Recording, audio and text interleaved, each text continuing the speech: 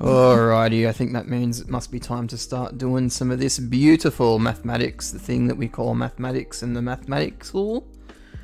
Has sent in a / / one of the slashes.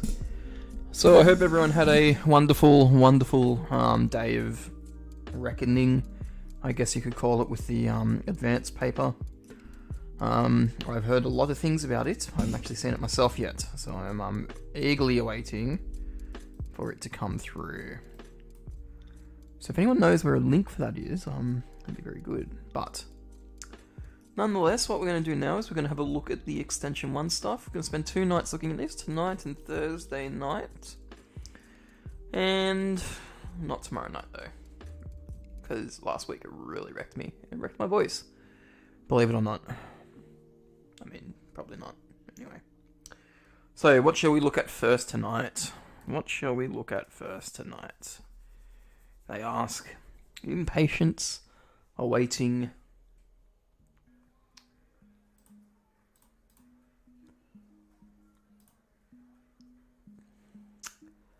What should we start off with? We might start off with some... we'll start with some vectors. Vectors are fun. Oh, this looks like a problem. So this is from the 20... No, I don't know where this is from. That's cool. It is a question from an exam in the past. Some type of exam. And we'll start off by having a look at this first, I think. What I might do is I'll move it somewhere it's a bit nice we can actually work with. Hello Sam, how are you going? Hopefully you went well in the advanced exam. Hopefully you went well, hopefully. I heard a lot of things about that exam, so I'm hoping you went well. Hopefully what I was doing was helping. Anyway, let's have a crack at this. Some vectors. Vector, vector, vector, vector. Lots of stuff that never really helped. Well, that's very convenient. Yes, I am sure that a lot of people were thinking the same thing by tuning in just randomly. Which is what I was going for. It wasn't a big, well-known thing. It's just if you find it, you could tune in and watch. I've already had people starting to unsubscribe though. Like now that they've done with their advanced stuff, it's like, yep, we're gone now. We don't have to do maths ever again. It's like, damn. Alright, let's have a look at this first one. Consider the vector. We've got I plus root 3j, where I and j are unit vectors in the positive direction. And xy of the x and y axes respectively. Jesus. Looking at this question after looking at the other ones from the advanced paper, it's like, oof, baby time. Anyway. Yes, I know, it's very heartbreaking, isn't it? Use me and then lose me. Alright, now let's start off in blue. I like blue. I like blue.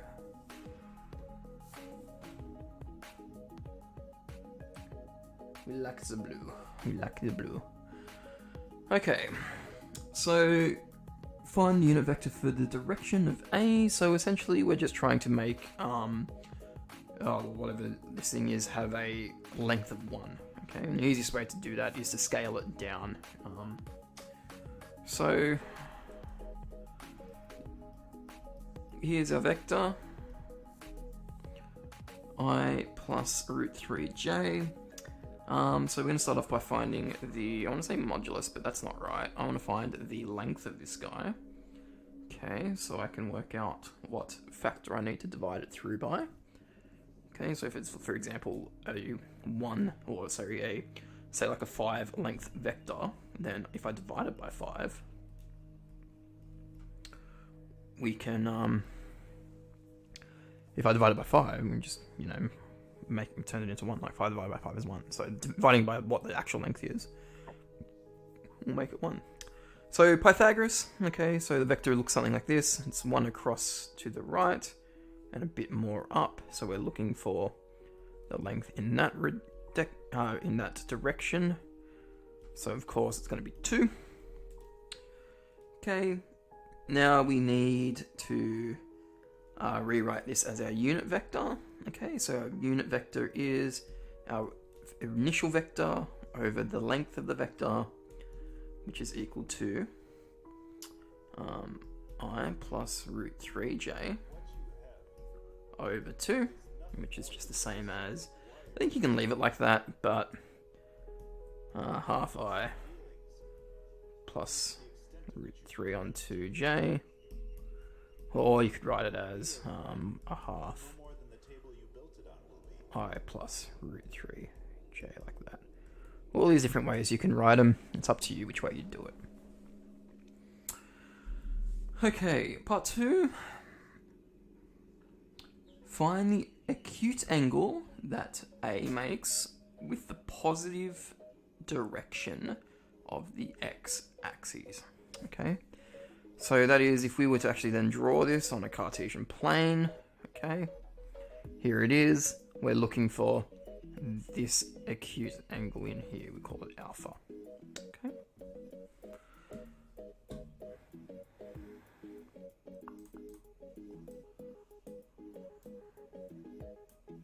So let's do it. This is part 2. Okay, so here's my vector here. I'm going to use this one. I like this one the most. I like that form the most. That's just personal preference. Okay, so we're looking for this angle in here. So if we come back and have a look at this guy here, it's just a right angled triangle, and we're going to be using a trigonometric ratio to find out what the angle is. So opposite over adjacent, so it's tan. Oh, you can use anything in this case, I guess, but opposite over adjacent we know for certain.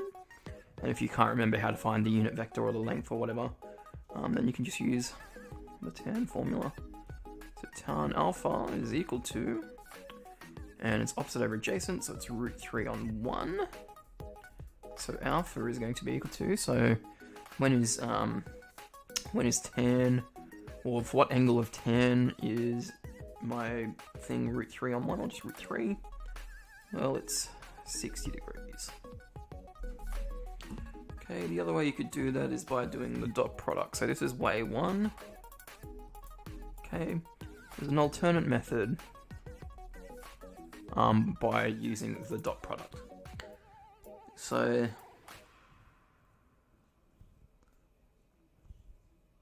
stuff it. You don't need to know it. Just use tan. The other way is much longer, now that I think about it. But basically the idea is that you do the dot product with it, like the vector A, and then like just I. And then that's the two that you want. Okay, and so let's continue on to 3. So part 3, and part 3 says the vector B is equal to mi minus 2j. Given the B is perpendicular to A, find the value of m. So given that B is perpendicular to A.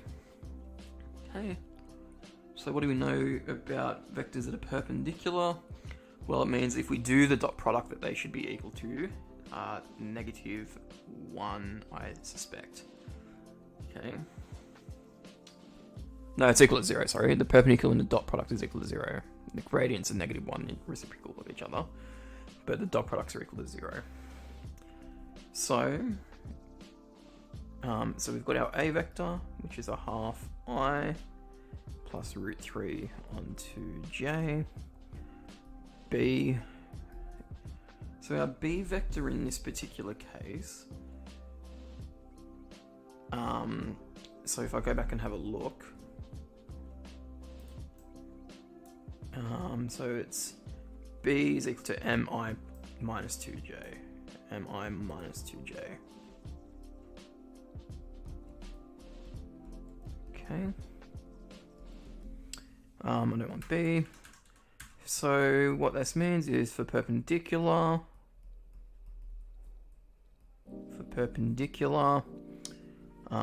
the dot product, so A dot B, has got to be equal to 0. And what we're going to do is we're going to work out the dot product and then make it equal to 0 and rearrange it for m. Okay. So the dot product. Okay, so the dot product is just the first vector. So it's the x values multiplied together, so it's a half times m, and then you add on the second vector, which is root 3 on 2 times -2. Okay, that cancels with that, and so we get this is equal to a half m, or m on 2, okay, plus root 3. And so remember, we want this being equal to 0, okay, because for perpendicular the dot product is equal to 0. So continuing on with this line of thought here, so I'll rewrite it down here again. A dot B is equal to 0, so which is m on 2 plus root 3 is equal to 0, which means that we got, yeah, it is negative root 3. Oh, right, negative, yeah, in there, of course, duh. Which makes it positive, which is cool. I prefer positives. So m on 2, and then finally we get m is equal to 2 root 3. So that just means that the vector that's perpendicular in this particular case. So therefore the vector perpendicular, we'll use our symbols, we like symbols, is b is equal to root 3, root 3, sorry, 2 root 3, I,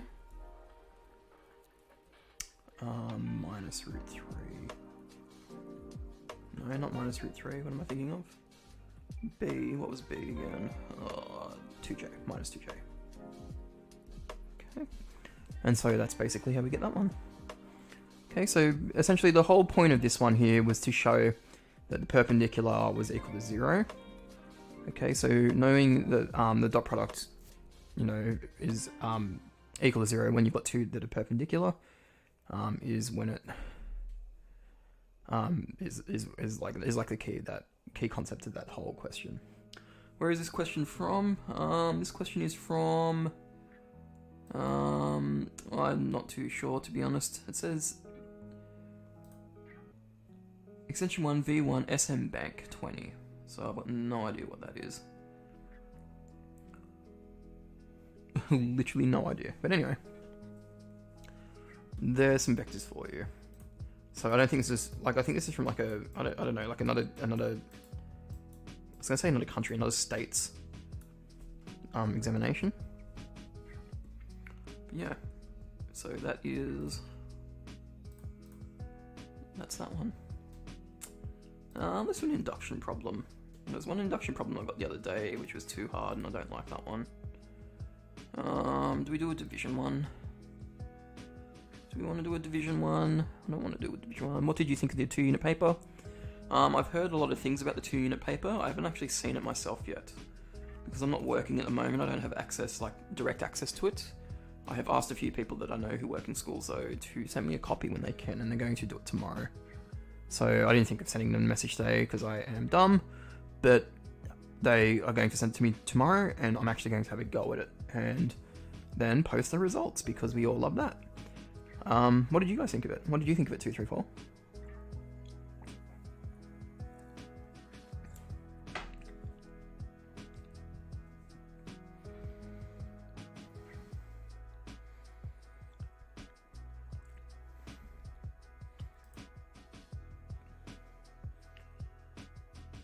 It was an awful paper, pretty difficult in my opinion. Yeah, it was, as I was saying, I've heard a lot of things. I'm part of a group on Facebook, because, you know, #boomer. And it's basically the Mathematics Association of New South Wales. That's what it is. And there is a post on there. There's multiple posts on there about how disgusting that paper was. So if you feel like, you know, you struggled with it, that seems to be the general consensus across the state. So that means it's going to scale very, very well, and you'd be actually surprised with what you may get come your actual results. For dyslexic reading and financial questions. So there was a boy in my Year 12 class, obviously this year, who was actually dyslexic, and I actually feel really bad for him. I don't know how he's going to cope. Could a 76 scale to a 90? It's possible. There would be people though who would have scored that high, but the bands are not based off. Sorry, never mind. That's a lie. It'd be more of the fact that your 76 might heard it would be the band 6 cutoff. If you guys know, that's really surprising. Nobody really knows how that thing works. It's more of a it's like a mystery, a big mystery. But it wouldn't say 76 on your, like, if you get a 76 on your final transcript, like, it won't say band 6 next to it.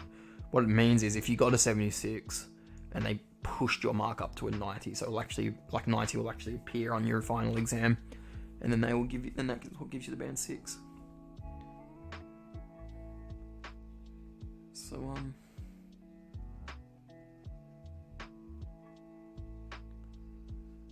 yeah, anyway, what was I doing? I was gonna do a proof problem, wasn't I?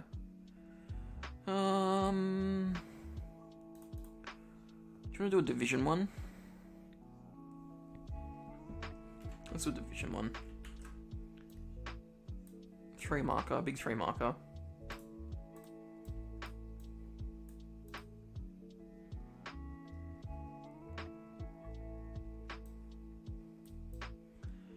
Prove by induction that 47 to the power of n plus 53 times 147 to the n minus 1 is divisible by 100 for all integers n greater than 1.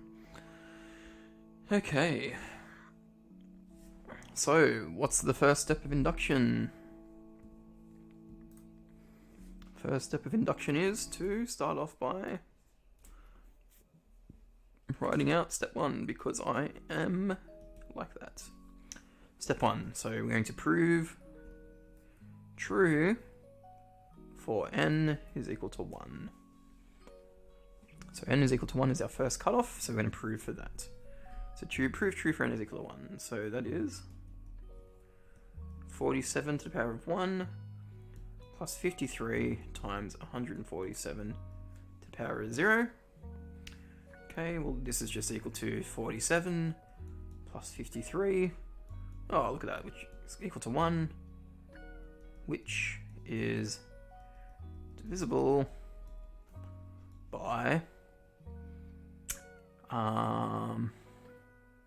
is it fine to say step 1 test for n is equal to 1? Yeah, as long as you've got something along those lines. Just make sure you don't forget to do it.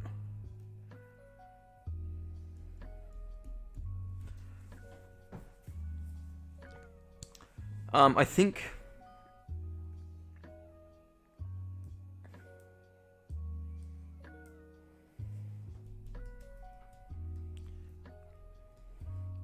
as long as you have this bottom line, I think, true for n is equal to 1,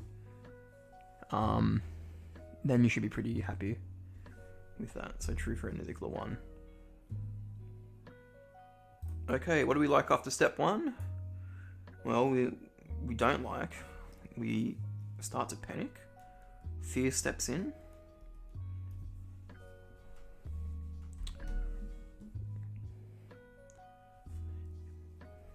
Okay, so assume true for n is equal to k. Very important step. And again, we're going to write out what we actually mean, in other words. So we're actually going to write out what the statement would mean otherwise. So what does this mean? Well, this means that 47k plus 53 times 147 to the k minus 1. And then for division proofs, because this is a division proof, we want to show that this is divisible by some factor of 100, okay? Because if this expression in here has 100 in it somewhere, like if a multiple of 100 in it somewhere, okay, then we know it's going to be divisible by 100, okay? As long as it has a multiple of 100. So we want it to be equal to 100, lots of something, okay? We don't care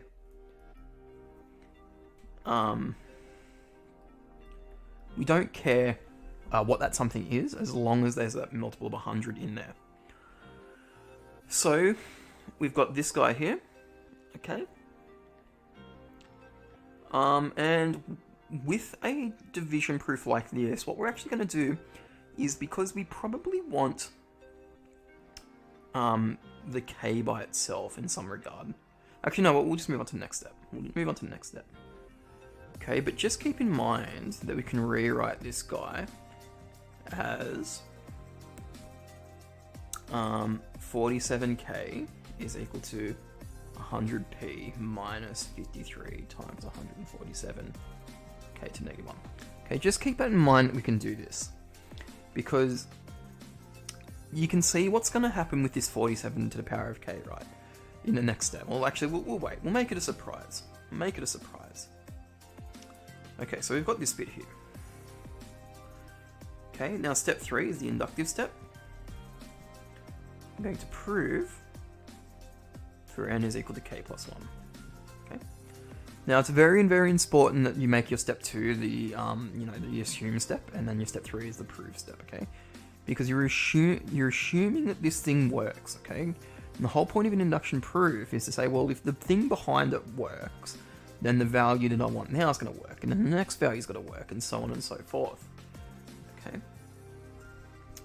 So proof for n is equal to k plus 1. In other words, again, we want to write out what we mean, because then that way we can see connections between the two. So it's going to mean 47k plus 1 plus 53 times 147k. Okay.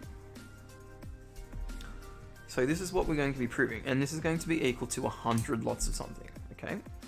So again, this is going to be equal to 100 lots of something, and we don't really, well, we should probably write that in. So it's equal to 100 lots of q, where q is an integer. Okay, and possibly going to be a different integer to p, okay? So that's why we'll use q instead for this one. Now, the reason why I wanted to do this, okay, if you have a look as that stands right now, there is absolutely nothing in common. And in fact, this is not the only way you can do this. There's another way you can do it too, and you'd probably be able to spot it if you see the first way. But this whole line down here, there is nothing there as it stands that is in common with this, okay? Now, the reason why we make that equal to q is because if it was p, we're saying that this is the same integer as this one above, and then that one could just substitute straight into there. We can't do that. We have to, we can't assume that they are always going to be that same multiple integer. It doesn't make sense either. Like, if this is equal to 200, then this is not also going to be, the next one number's not also going to be equal to 200. That doesn't make sense. So it has to be, sort of bigger in some cases. Or some cases smaller, but probably bigger. Anyway, as that stands right now, there's nothing that we can do to substitute this guy in. But if you have a look at what I've got up here, okay, what I've got up here, you'll notice that I've only got 47 to the power of k here, okay? Whereas in my thing that I'm working with, I've got 47 to the k plus 1. So what I'm able to do is I'm able to manipulate this a little bit to have something that I can substitute straight into. So 47 to the k plus 1 is the same as 47 times 47 to the k. So if you think back to your index laws, when you multiply two numbers with the same base, you add the powers, right? Now everything else we're going to leave as is. Okay, we want this to be equal to 100 to the something. And now what this means for us, okay, is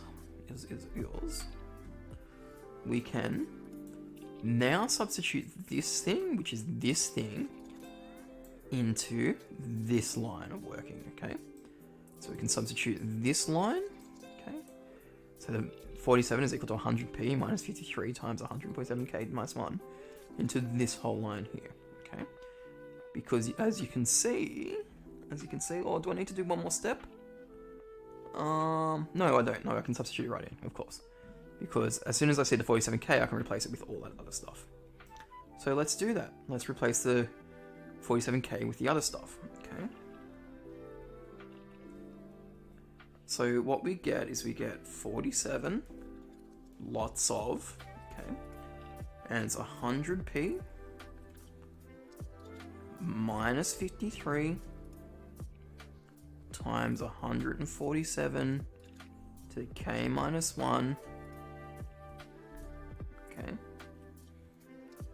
plus 53 times 147 to the k, and that's equal to some, hopefully equal to something like that. Love you, Big Ape. Thanks, buddy. Alright, now pretty straightforward here. Same thing as per normal, we are going to do some expansion. Expansion? Okay, some expansion. So, 4,700p minus, now this thing here is going to be very gross. Okay, very gross. What we're going to do is we're going to multiply the 47 and the negative 53 together. Okay, So the 47 times a negative 53. I'm going to get the old Casio out. We love the Casio. We love the Casio. Where is the Casio?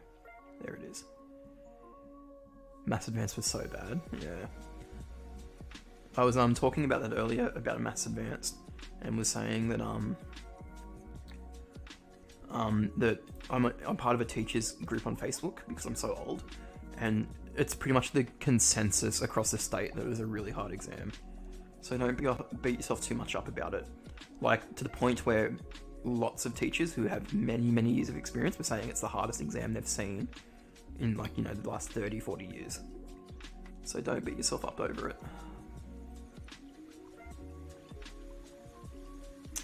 So 47 times 53 is 2,491.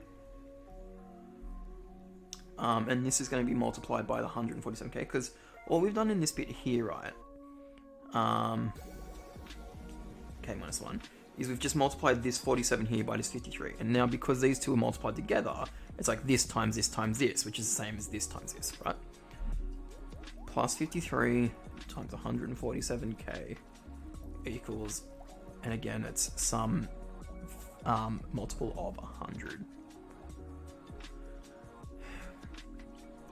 So now we've got this line here. Let's do some simplification, okay? Well,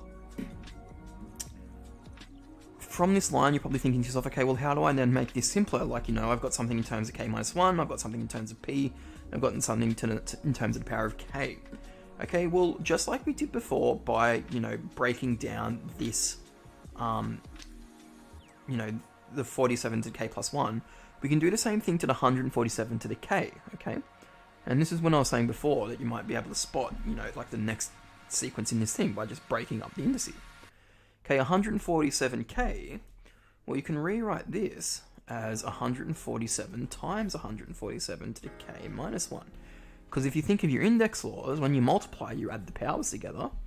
Okay, k minus 1 plus 1 is just k. Okay, so this expression here is the same as that. Okay, so let's combine them now. Okay, let's combine them now. So we've got 47,000p minus, now it's going to be 24,091 plus 53 times 147. So we might write this all out. 2491 times 147 to the k minus 1 plus, now it's going to be this part multiplied by this bit because we want the k, we want the 147 to the k minus 1 on the end like that. Okay, so again, we're going to do the same thing as we did before, except it's 53 times 147, so it's something really big. 7791. Okay, so 7791, okay. Now that we've got some like terms in here, we can combine these guys together. So combining these together, we're going to get 0. We're going to get 9. No, yes, no. We're going to get a calculator to do the work for us because it's tough. Advanced was awful, Max. Yeah, I know. Just been talking about that. Very, very tricky exam. Very, very tricky. Again, I was saying this as well too. I haven't actually seen the test yet, but I'm eagerly looking forward to it. Oh, it's minus 2491. That's why. Okay, let's try that again. 7791 minus 2491. 5,300. Well, that's a very convenient number. 5,300 to the k minus 1. And that's going to be equal to some factor of this. Okay, so what I'm going to do is I'm going to take this stuff and just line it up. It's good, always good to be mathematically correct with our stuff. Our stuff. With our working.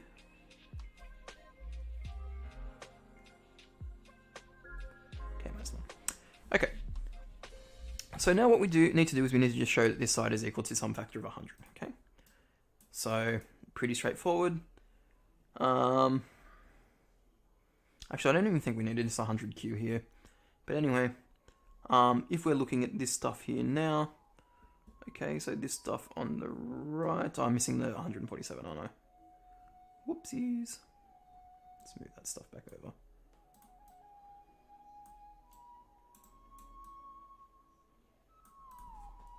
There we go. Okay. So we've got the 147 now too. So basically that was just adding these two guys together to get this. Okay. So what we need to do now is we need to show that this is essentially a factor of 100. It's equal to 100 lots of something. Okay, so the easy way to do that is to divide everything by 100, and we get 100 lots of 470p plus 530 times 147 to the k minus 1, which is equal to 100 lots of q to the something. So therefore, because we've got the factor of 100 out the front, therefore we can say it is true for n is equal to k plus 1. So this one actually fell out really nicely because we had the factors, like if you have a look at the terms in this side here. So this was the same, like this was the one side we were mainly manipulating, okay, which was this stuff on this side. And because this is times here, we don't actually have to pull a factor out of this because this is all combined. So just a factor of 100 out of these two things, and we could do that, we could pull that out.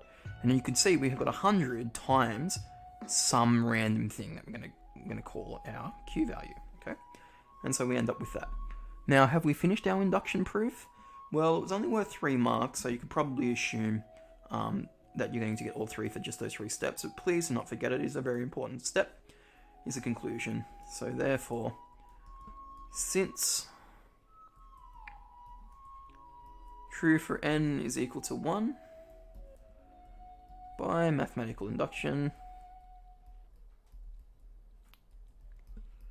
and then you just pretty much bullshit this last bit, it is true for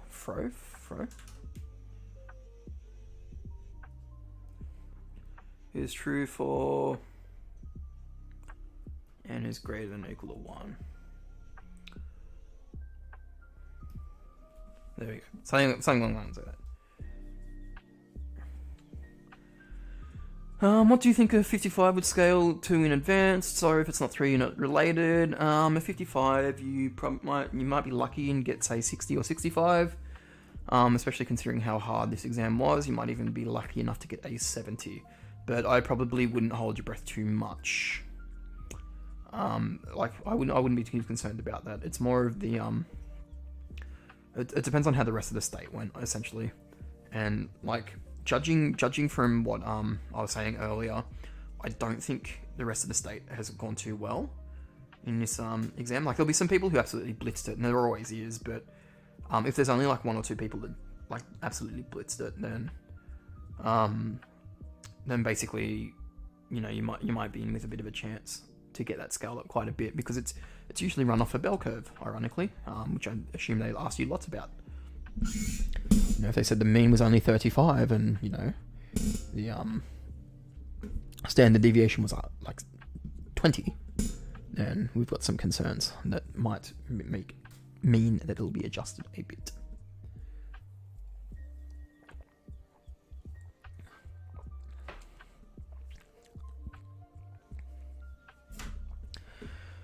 Okay, that was a good little proof actually for mathematical induction. I don't mind the division ones. The division ones can be fun. Division ones can be fun. But you know, always got to be prepared for them. I used to find division induction. I used to not be able to do it at all. Like even when I was going through uni, I just couldn't do it. And then I finally, because I had to teach it this year, sat down and learnt it properly, and I was like, oh yeah, it's not as bad as I thought. I apologize for my squeaking as well because my microphone is just not playing nice. It's on a boom, and the boom's starting to go because I've had it for like a year. Hydraulics. Did an extension too. You probably learnt a little thing about the not hydraulics. It's like spring loaded. Should we do a calculus? Do a calculus. Do you have any quick tips/tricks for any topics? Make sure you're very comfortable with your algebra. It is probably the biggest tip I can give you guys. Because Extension 1 actually heavily relies on it a lot more. Especially being able to interchange things when you need it. be very, very comfortable with your reference sheet. Is another thing I'd say too. Make sure you know what every single thing on that reference sheet. Almost said a different word, almost said a naughty word. But make sure you know what everything on that reference sheet is. So what I might do actually, for a bit of a break from just doing questions, I just realised I covered up half my page too with the thing. Did the paper be really tough like 2 unit was? Look, I'm going to assume that, like, there's different writers on both the exams. Like, so it's not the same person writing the exams, okay? So keep that in mind. So it's not the same person who writes the exams. Or the same group of people, I should say. Like, it's the body of NISA, but they employ different groups of people. So it's honestly a coin flip. I'm hoping that it's not as hard for your guys' sanity. I don't want to give you that false sort of sense of, oh, you know, I'm going in and hopefully this is going to be a bit easier, because I personally just don't know. You know, after having what was probably the hardest 2-unit exam in the last 30 years just thrown at you guys, it's really hard to say. And I kept saying this to my class as well. You know, you guys seem to be the forgotten cohort, because at least what happened at my school was, you know, last year when you guys were learning all the year 11 stuff, my school only brought year 12 back for, you know, every single day, like half day, and year 11 only came back to school once a week, like the rest of the school. And it was just like, I felt so bad for them, because, you know, they were missing out on that face-to-face time on the early stuff where, you know, you get that first injection of year 11 where it's like nothing before. And yeah, it's just you know, and so you miss out on all that face-to-face time. And then there was no, like, sort of, and also the start of this term as well was only a 10-week term instead of 11-week term for some reason. Like, it just seems like they're trying to make you guys fail for some reason. Like, I don't know if the director, well, actually I shouldn't say any of this, but I don't know if the I don't know what was going on, but it's just like, you know, like, you essentially had a week taken off you, which, you know, got made up for with all of the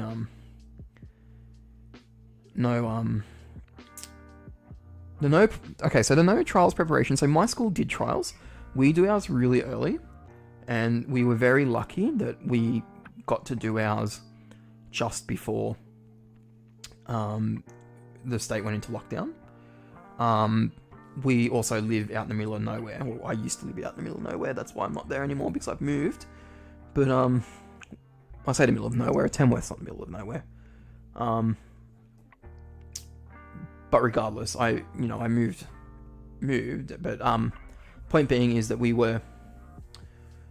I forgot what I was going to say. The point is that we, we got to do our trials, and I was very, very grateful we got to do that, because it is the biggest indication of what an actual HSC is going to feel like. And judging from the sounds of it, I don't want to make a comment because I haven't actually talked to anyone from my class yet, and I want to get an idea of who thought what. So I'm gonna because I'm going to get into contact with a few of the boys from my class tomorrow, because I want some Extension 1 tutoring. But I'm going to ask them what they thought compared to the trial, and I'll let you guys know on Thursday when we do the second stream. Don't be afraid to borrow chord progressions. Anyway, sounds. What I thought might be a cool idea is we'd go through the Just snatch them all up. Go through the formula sheet just to make sure you guys know what. Okay, I've got stuff playing up. So I thought we'd go through the formula sheet just to show you guys what you should know, what you need to know, what you should know, etc., etc. And we'll go through and talk about what each of the different things are, because I think it's a very useful thing. So this is like what your reference sheet is, what the formulas are, and maybe some sort of incline on where to use them. So if I just quickly go to this. Cool.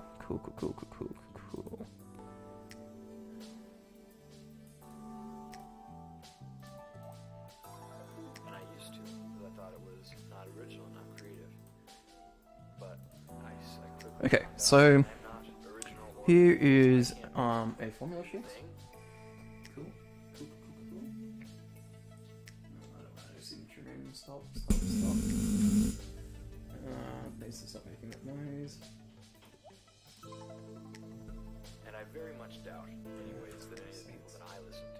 when you Please first go always away. think of a particular Go away. expression.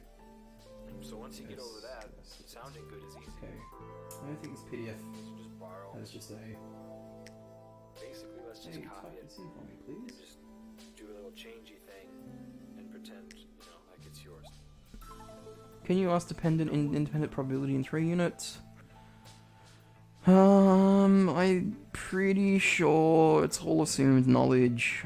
I think each course is like assumed knowledge, so like obviously not standard, but in 3 unit you can be asked anything on 2 unit, and 4 unit you can be asked anything on 2 unit and 3 unit. So I'm pretty sure it could be asked.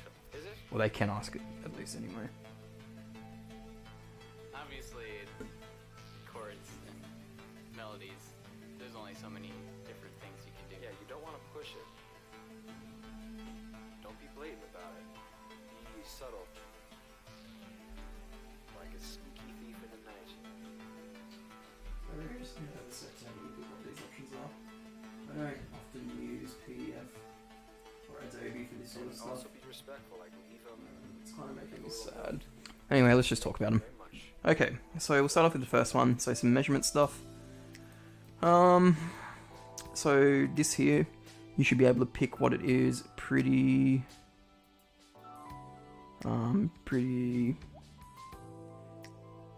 straightforward. So length, L is always length. Here's the area of a circle, and here's a fraction out of 360. So 2 pi r. Circumference of the circle, fraction of the circumference of the circle, so that's an arc length, okay? So arc length of the circle, just the outside of a sector, essentially. So, if it's of a sector, not of a circle. Like, I mean, if it's 360 out of 360, then it would be a circle. So yeah, knowing that's pretty handy. This guy here is the area of a circle, pi r squared opposed to 2 pi r. Cool fact, if you know what the area of a circle is and you forget what the circumference of the circle is, if you differentiate the area, you get the circumference with respect to r. Pretty cool little hint. And this here, a plus b, are your parallel lengths of a trapezium where the height is the difference between the two. So h/2, a plus b. Did you see the leak of the Maths Advanced test? I didn't, but considering that a lot of schools get them about an hour and a half into the exam, it doesn't surprise me at all. Last year, I remember because I knew the person who was running the HSC at our school, she's the next teacher at our school, I actually went into the HSC exam hall. No, I didn't. That's a lie. I went outside it and I got them off her, which was pretty cool. Anything specific you recommend us going through? For some reason, I feel like there was a lot of trig in our exam. I'm not sure, in our trial, I should say. So I'm not sure if that's handy for you to know. Your calculus is always good to know as well. Make sure you're comfortable doing induction. If you can do one induction, you can pretty much do them all. What else? And be comfortable with probabilities and combinatorics as well. And don't do what one of my students does and draw a pigeon when you see the word pigeonhole principle. Don't waste your time. Okay, anyway, let's continue with this one. Okay, so this is arc length of a circle, or a sector, area of a circle, area of a trapezium. Oh, Benji. Okay, so surface area. So 2 pi r squared, so it's something to do with circles, with something in between. 2 pi r squared, 2 circles. What shape has 2 circles? It is it's a cylinder, okay? So actually knowing that this is the surface area of a cylinder is handy. 4 pi r squared is the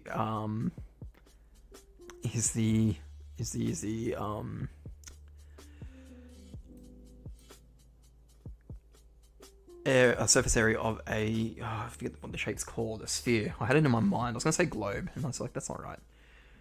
Volume, a third AH. Now, this is the generalized volume of any pyramid or cone, okay, where the area is the face on the bottom. So this can be applied with the circle for the cone, the square or triangle for a square or triangular pyramid. And 4 and 3 pi r cubed is the volume of a sphere. just like with the circle, the circumference and the area, if you differentiate the volume of a sphere, you end up with the surface area of a sphere, which is a really cool little tidbit. This should be pretty much implanted in your guys' minds. It's quadratic formula.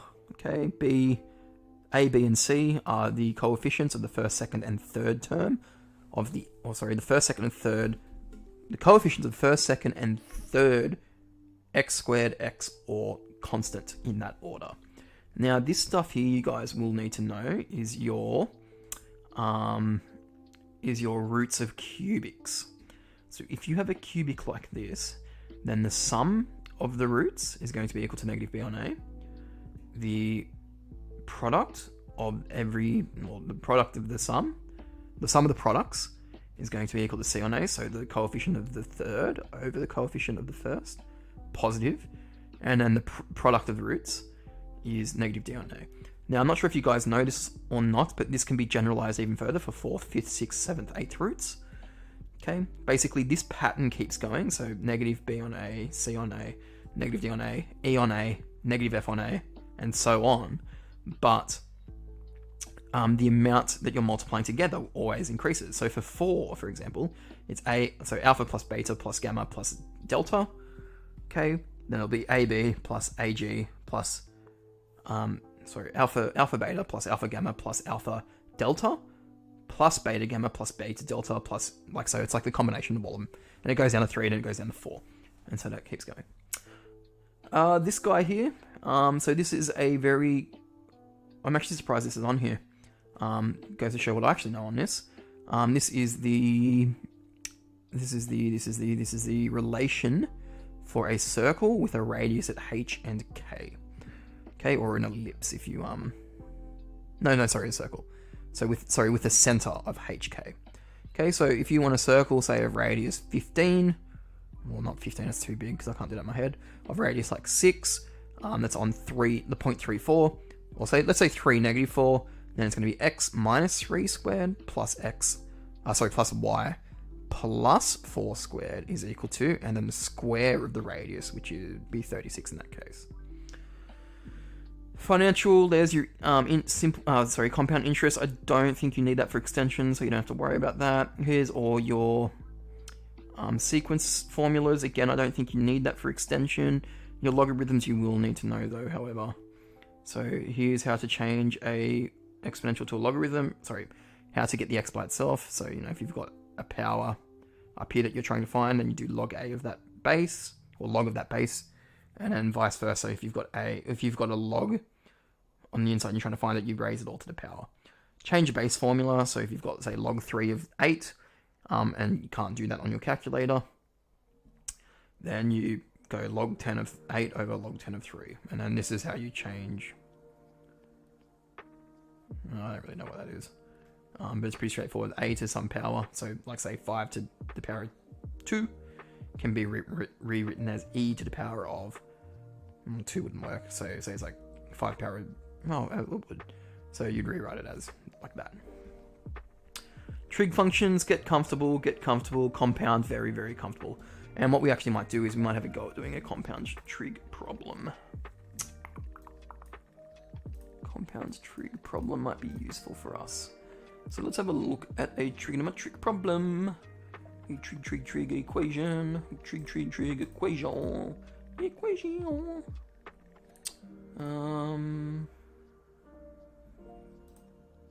Let's do I don't want to do a band 6 one.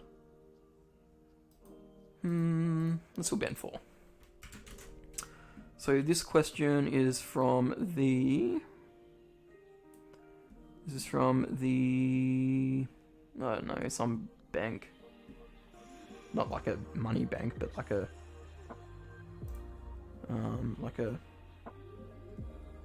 Hey, my thing's gone. That's cool. Pop.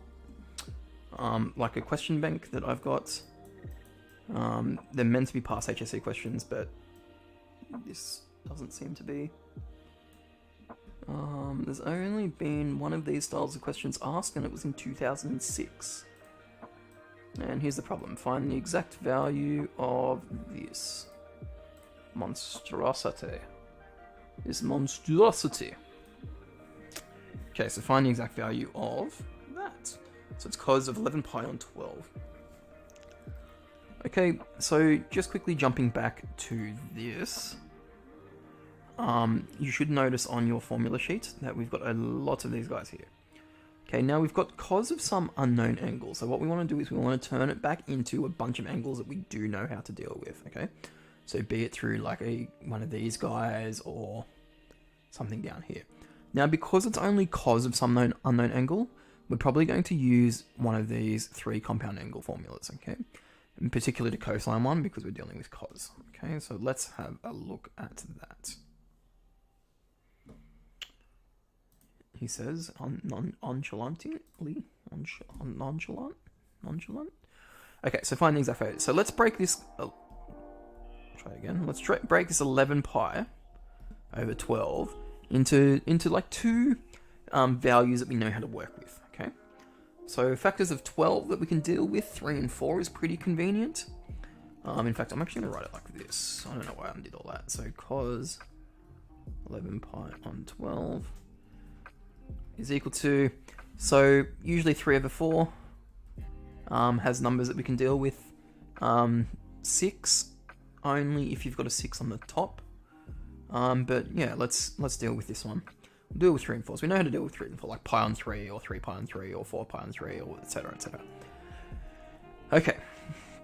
So what do I need, or how do I what 2 fractions with the denominators of 3 and 4 do I need to add together to get 11 pi?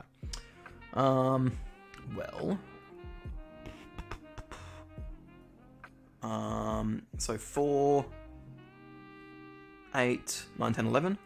So 2 pi and pi, like this. How did I decompose that? Just using magic, I guess. But essentially grab a calculator out and add some numbers until they work. So the bottoms, I was just thinking of multiples of 12 and thinking, well, 3 and 4 is going to be something that's going to be nice. You could use 2 and 6, as I said, but yeah. Okay, so now we need to use one of our compound angle formulas. Formula. Okay, and the compound angle formula we're going to use is going to be this one, the one that we spotted out earlier. And I'm just going to paste it in here, just so we know what we're talking about. So I don't have to keep looking back every time I want to use it. So this is just on your formula sheet, straight from your formula sheet, okay? So cos of the sum of 2 angles is equal to this mess. Okay, so let's write it out. So cos of 2 pi on 3 times cos of pi on 4 minus sine of 2 pi on 3 times sine of pi on 4. Okay. Now, I'm still laughing at your comment, Benji. It's funny. So we need to deal with these ones now. So cos of 2 pi on 3. Now, do you guys know what cos of 2 pi on 3 is equal to?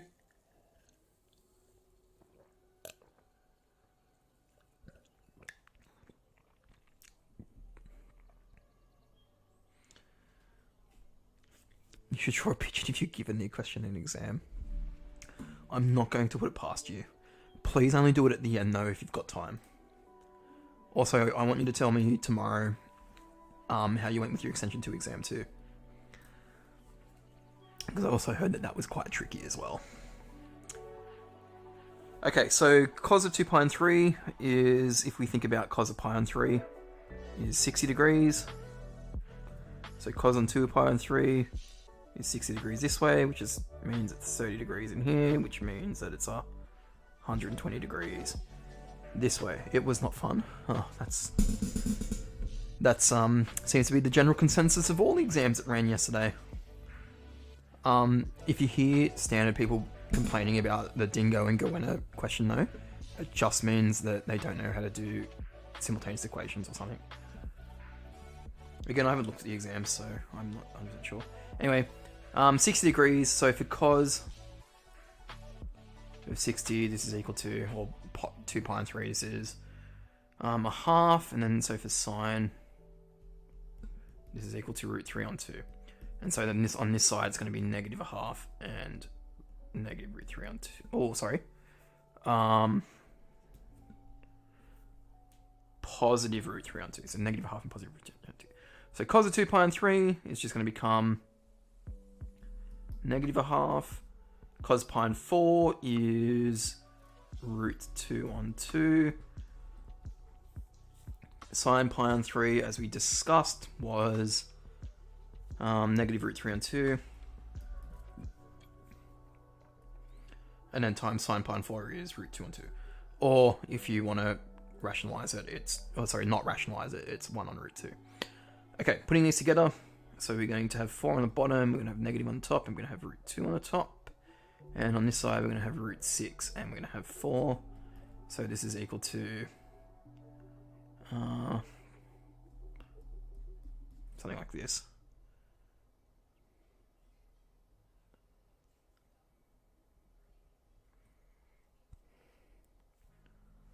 Let's just put it all in one fraction. Boop. Something like this.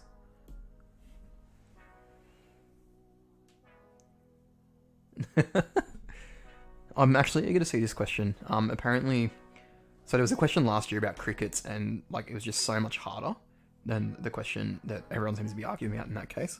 So I'm eager to have a look at it because I haven't had a chance to yet. Anyway, that's basically the answer. So cos of 11 pi on 12 is just equal to negative root 2 plus root 6 all over 4. All over 4. 4. Anyway, so knowing those is probably a good thing. Should we do a calculus problem? Integration by substitution. That sounds fun. These ones only got to band 4. So the cool thing about integration by substitution is that in extension 1 that they actually tell you what to use as your substitution, and in extension 2 they tell you, no, go get stuffed. You can work it out on your own, on your own some.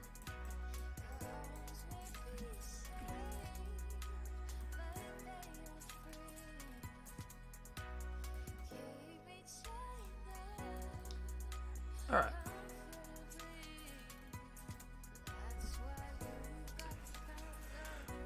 Okay, so evaluate this thing. So we've got 2, 5x over root x minus 1 dx, and the substitution they're telling us to use is x is equal to u squared plus 1. All squared plus 1. Cool.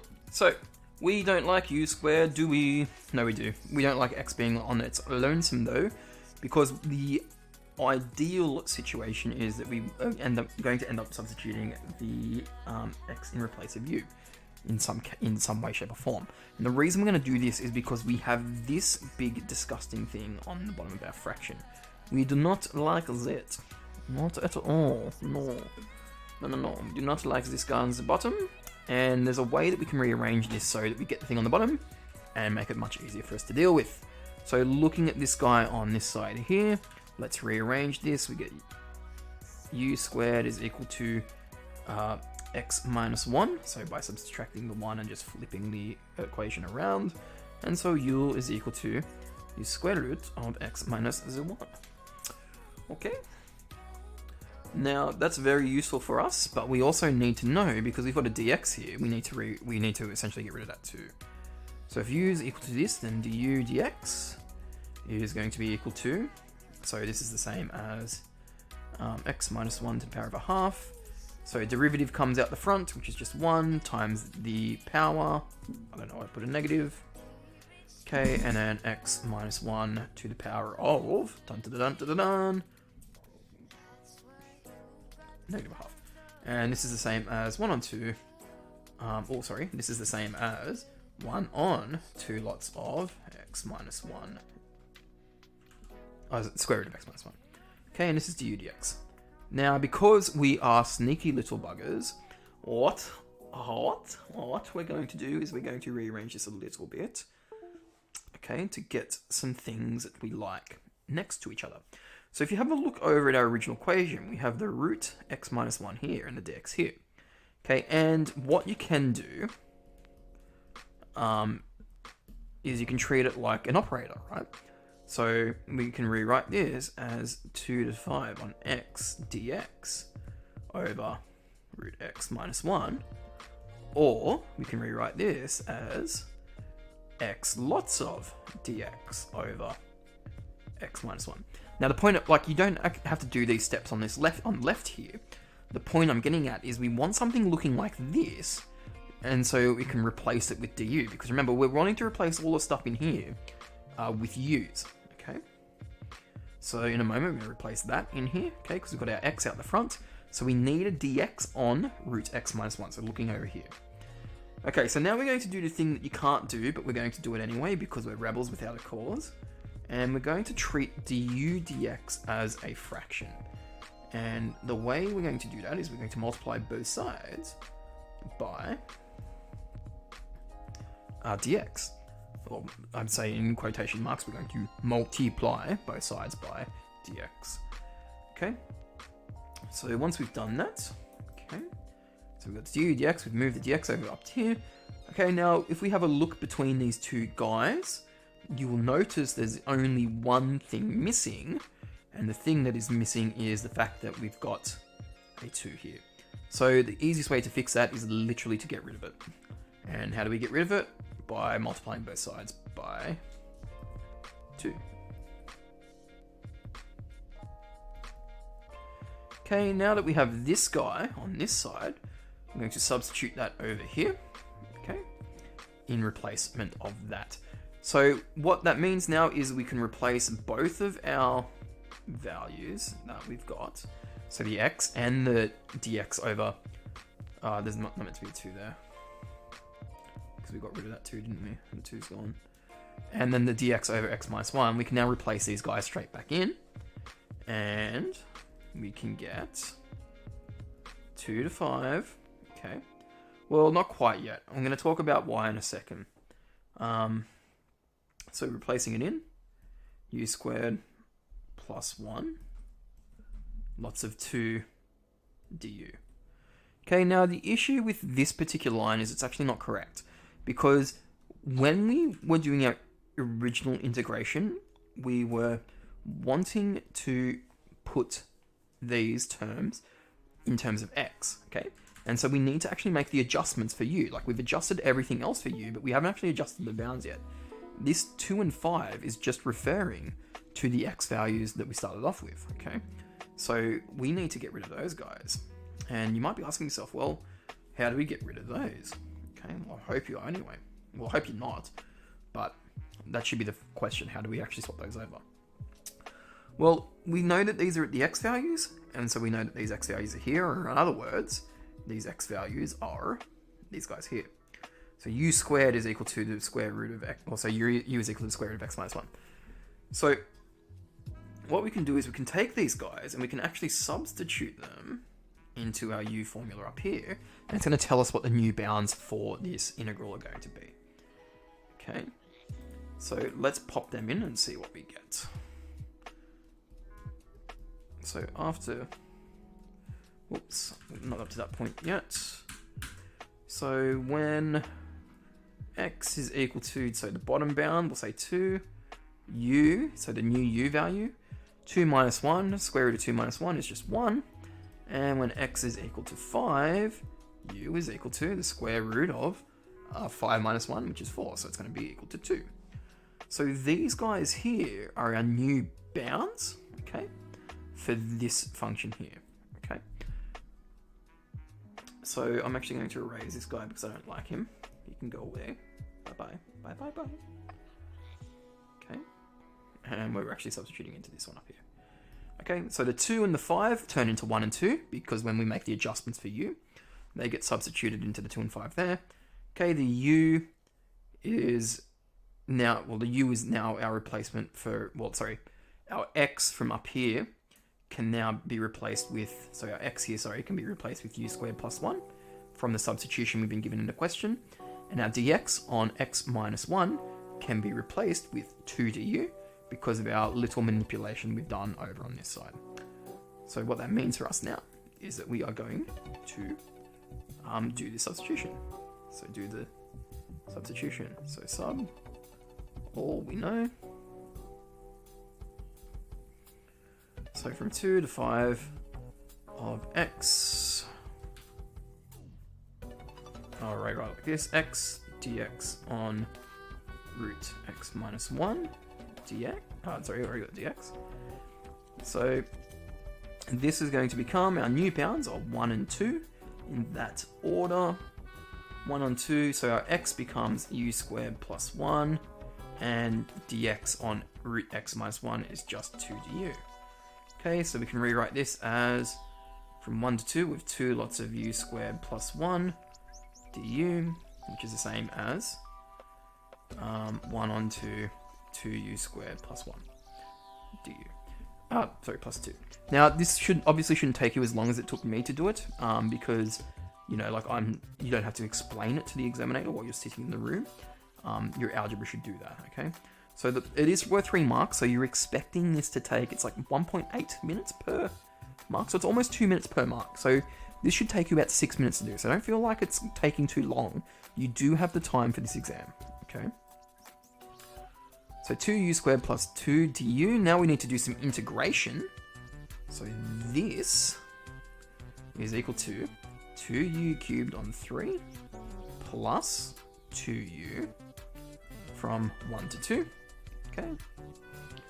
Which means we're going to get 2 cubed, which is 8, so 16 on 3 plus 4 minus 2 on 3 plus 2. Okay, and we're going to scroll down a little bit more so I've got a bit more room. Okay, so 16 on 3 plus 4 is the same as 12 on 3. So 4, 8, 12, yep. So that's going to be 28 on 3. This is the same as 4 on 3? No, that's not right. 6 on 3. Okay, 4, 12, yep. So 6 on 3. Yep, that makes sense. So 2 on 3, so 2 on 3 plus 6 on 3 is 8 on 3, and it's negative of that. So this is equal to 20 on 3. Now, this is what the integral is equal to in terms of our u value. And because we've made that substitution with the x's, if we were to work backwards, it would give us the same value as well. But the point is that that is how you do a u substitution in extension 1. And thankfully, they give it to you. So basically, just manipulate it until you get something that is close to what we want.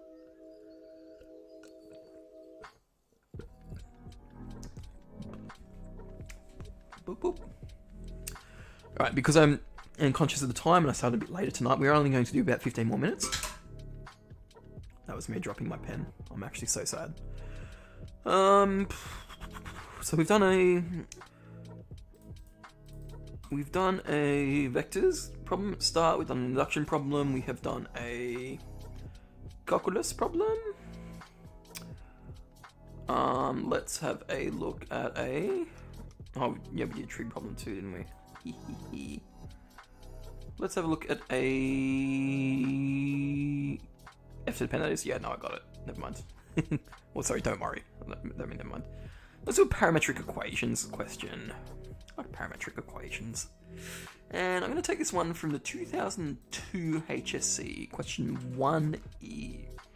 Back before multiple choice wasn't a thing.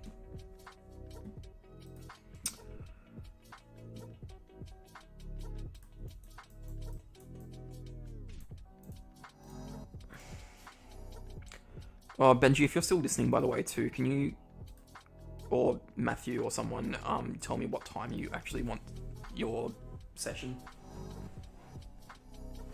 So I know to wake up early enough.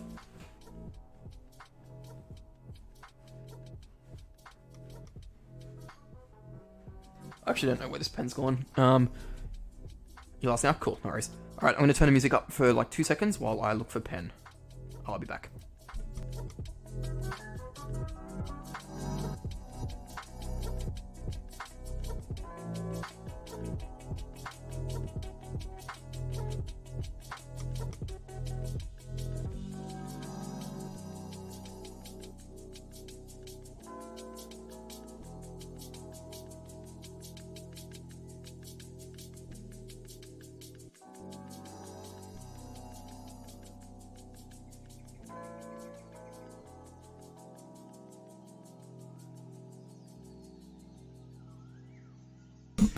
Okay, I found pen. It is all good. Save the day.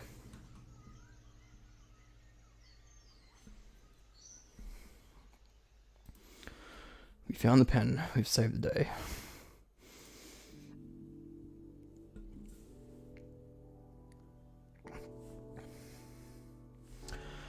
Alrighty. So the variable point 3t... Oh, for Christ's sakes. Stop. Thank you. Alright, so the variable point 3t, comma 2t squared lies on the parabola. Find the Cartesian equation for this parabola. Okay, so we probably want to turn this back into terms of x and y, because it's Cartesian and that's what we're looking at. We're looking at Cartesian coordinates.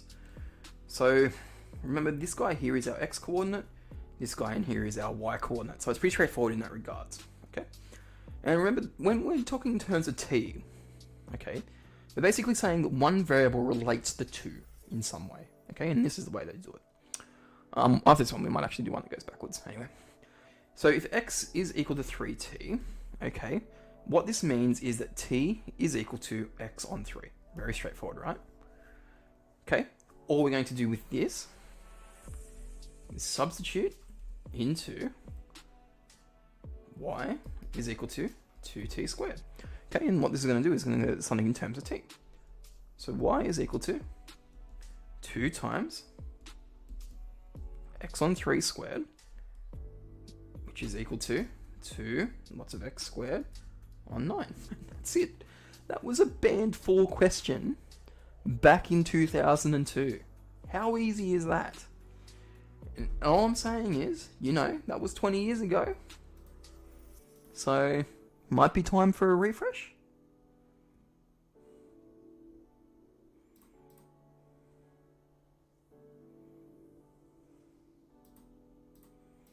Wow, I'm looking through all these, actually, these old ones. Oh, here's a fun one. Fun little parametric equation.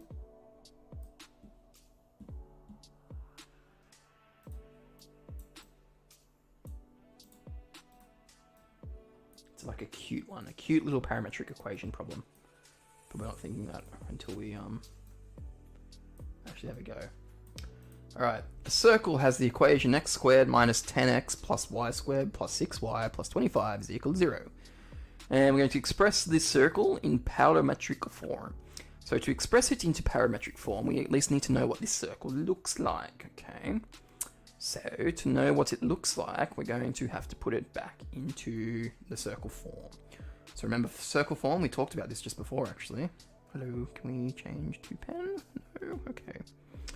So the circle form, I'll write it over here, is x minus k plus y minus h. I think I've got that the wrong way around, but it doesn't matter. It's just basically like x minus something squared, like the positive point, plus y minus the positive y point, part of the point squared, is equal to the radius squared. Okie dokie, so what we're going to have to do is we're going to have to complete the square on these guys. So we've got x squared plus minus 10x plus unknown, okay, because we're going to add something to it, plus y squared plus 6y plus 25. Now, with the plus 25 from this question, I'm actually going to move it to I'm going to start off by moving it to the other side, okay? Because we want our radius on this side. So basically any constant form or term we want on the right of this equation, okay? Now I do understand that it is negative, but once we complete the square on both of these things, it'll turn out to be positive. Now I'm going to show you my trick on how to complete the square. Basically, half this term and then square it, okay? So minus 5 squared is positive 25, so plus 25, and then we have to add that to both sides of the equation, okay? Because you can't just add it to one side, it won't work, make the equation imbalanced. Now we've got y squared plus 6y on this side, same thing. So the half of this is 3 squared, and I'm going to plus 9 and plus 9. Now you're probably thinking to yourself, well, Aussie Maths man, why did you have to do all that? Like, why did you do this stuff down here with all the arrows and stuff? Well, Aussie Maths man viewer, I'm glad you asked. The reason we do this is so that when it comes to actually completing a square, we know what values are going to go on each of these, in each of these parts. Like, we're going to know what's going in here and in here. And in fact, there's actually this number here. If you actually turn this into a perfect square now, okay, the number that you need is the -5. It's the value that goes in here, okay? That's the same for this value. If you were to factorize this into a perfect square, the number that goes down here is just a positive 3. It's just such an easier and nicer looking way to complete the square. And in this case, you're just grouping the x's and you're just grouping the y's together and you're adding everything onto the right hand side, okay? So you've got x minus 5 squared plus y plus 3 squared is equal to 9. So what does that give us? This is a circle of life? No. Of center. And the center is 5, -3. And the radius is, well, it's r squared, so it's also 3. Not also 3, but it is 3. The other point is -3. Okay, so what the hell does this do to help us with this thing? Well, I'm glad you asked, he said. Not sarcastically, but the opposite of sarcastically. Seriously. Well, if you go back to so this is just some theory I'm throwing out here. It's something to remember. Parametric forms for a circle, which might be helpful. I don't know if it's going to be helpful or not, but it might be. I wish I knew. I'll just tell you all the answers. Is basically the x value. So in this case, it is, what do I call it? K plus cos, or K plus r cos theta, and my y for this is h plus r sine theta. So these are the parametric forms. I'll write this over here. Parametric forms of a circle. Okay. So x is equal to k plus r cos theta, y is equal to h plus r sine theta. So substituting these in, and what do we get? Well, we get x is equal to, so k is the value that's here. So it's going to be, so it's negative k, so k is the value there, so it's going to be 5 plus 3 cos theta, and my y value is h, so h in this case is -3 because it's minus h in here, but we've got plus 3, so to get it back to minus, we need to take the negative of that, plus 3 cos theta. Okay, so that's just something that you need to know. And so that is how we express both of these in these parametric forms. As long as you know the forms for them, okay, and you can work out how to get the circle from there, that's pretty much all you're going to do.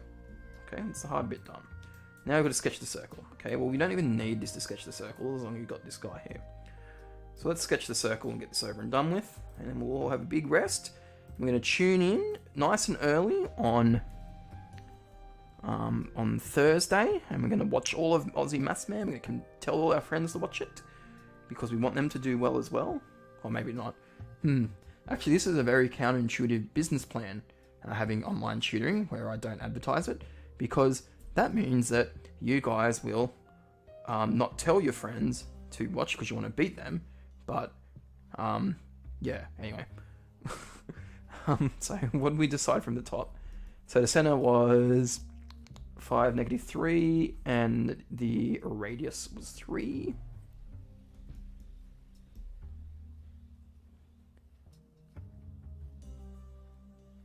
Make a second stream to spread false information. I'll tell you what you can do instead. You could start spruiking my gaming channel. That'd be much better. Twitch.tv/Merrick1343. Hashtags shameless plug. Hey Shorty. I don't think I've ever been called that before.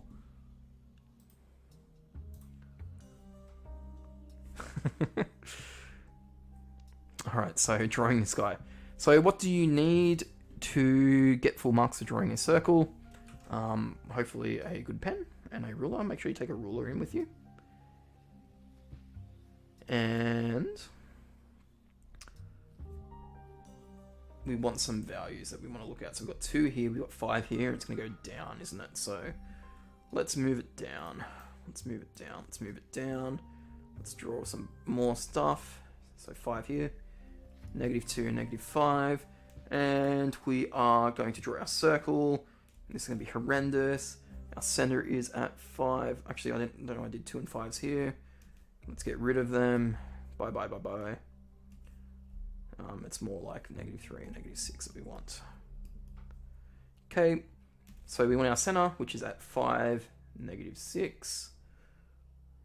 5, -3 even. Because the other values... Oh, this is actually horrible. Okay, so 1, 2, 3. 1, 2, 3. 1, 2, 3. Okay, and then you draw your circle. Oh, how good is that? That is the best circle I have ever seen in my life. Alright, so 2 things. Number 1, tune in on Thursday, sometime during the day, and we're going to do big stream. It's going to be good fun. I'm only going to dip to be able to... I'll have to dip though to start making my dinner for the night because I'm making a nice little rack of pork ribs. Yum yum yum. And like the point I'm getting at is I'm finishing up for the night. I was only going to do a short one tonight. I'm not going to be doing one tomorrow because I'm going to be helping out some of my ex-students. And on Thursday though we'll do a big one before. I'm going to do the big one before. What do you call it? Friday, the day of the week, Friday, that day. So, come back, tune in, set your alarms. Don't set your alarms because I don't know what time it's going to be. But it'll be at some point during the day, maybe like 12 o'clock. I think we'll go from 12 to say 5? That seems too late.